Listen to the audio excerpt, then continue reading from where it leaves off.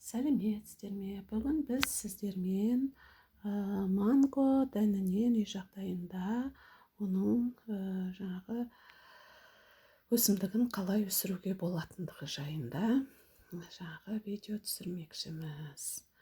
Мангоны өздеріңіз білесіздер, ол тропикалық және ыстық жақтарда өсетін мәңгі жасыл өсімдік, 300 жыл бойы жасайды.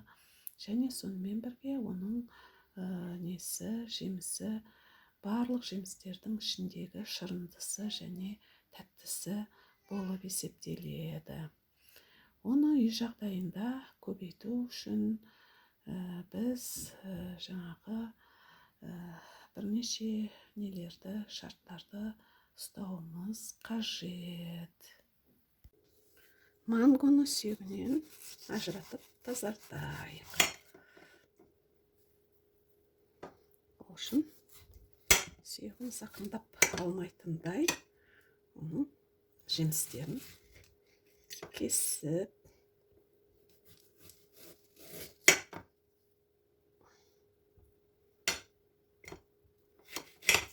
аламыз.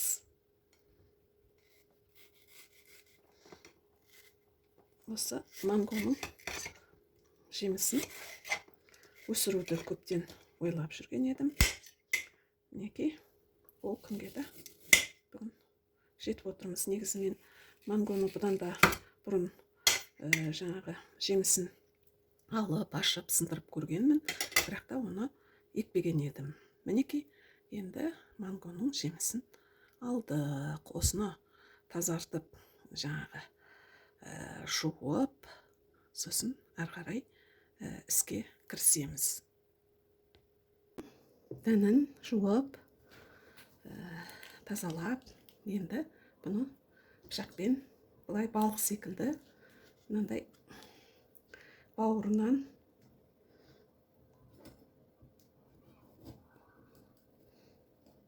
кесіп, тіліп, енді осының арасын ашамыз. Мінекей, тоғыры балық секілді ашылып, ішінен мынадай дәні шығады. Міне ортасы мынадай қақырап ашылады кепкеннен кейін. Байқап қарасақ, мына дәннің сыртында өте нәзік, жұқа, мынадай пленка тәріздес қабығы бар екен. Ал енді мынау дән мінекей жасыл, кішкене тіршіліктің лебі сезілгендей жасыл данып келе жатыр екен бұрыштары. Ал енді дәл мынау кіндігінде байқап қарасаңыздар, бір кішкене өскін тұрған секілді. Осы кіндігінен, мынау қара нүкте тұрған кіндігінен тамыр шығуға тиісті. Бүгін енді осы жаңағы мангоның дәнін тамырлатуға, өсіруге қоямыз. Енді мангоның жаңағы дұрыстап өсу үшін мынау жұқа пленкасын алып тастаймыз. Пленкасын. Оның ары қарай өсуіне кедергі келмес үшін алып тастаймыз.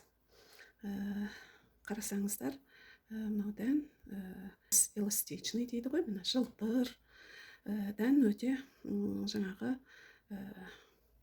тірі және өсуге сондай қабілеті бар екендігі көрініп тұр. Міне қарасаңыздар, өте жақсы не екен. Енді бұны жаңағы мынадай қағазға, ауа өтетін қағазға әдемі қылып бүктейміз, орап қоямыз.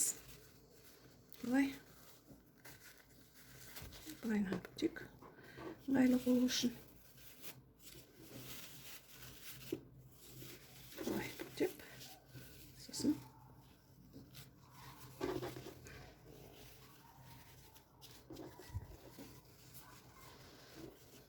былай қылып қоямыз. Міне осылайша мангоны өсіруге болады екен. Көңіл қойып тыңдағандарыңызға рахмет. Қош сау болыңыздар. Каналға тіркелуді ұмытпаңыздар. Орналастырып, ішіне одан кейін аздап су дымқылдап қоямыз. Мінекей, қарайтын болсаңыздар, міне осы дымқылдық жетіп